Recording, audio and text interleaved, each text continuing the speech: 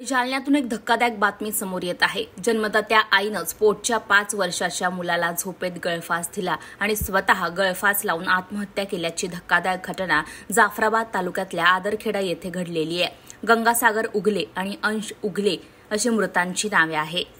आदरखेडा येथील दिलीप उगले यांचा मुलगा महादू उगले यांचा विवाह 2013 मध्ये भोकरदन तालुक्यातील सिपोरा बाजार येथील महादू कुदर यांची कन्या गंगासागर यांच्याशी झाला होता।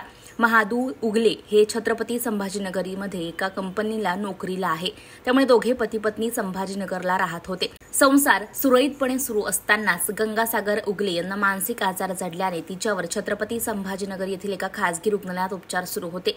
मात्र प्रकृतीमध्ये कुठली सुधारणा होत नसल्याने 2 महिन्यांपूर्वी पती महादू उगले यांनी मुलगा अंश आणि पत्नी गंगासागर यांना आदरखेडा येथे आईवडिलांकडे आणून सोडलं।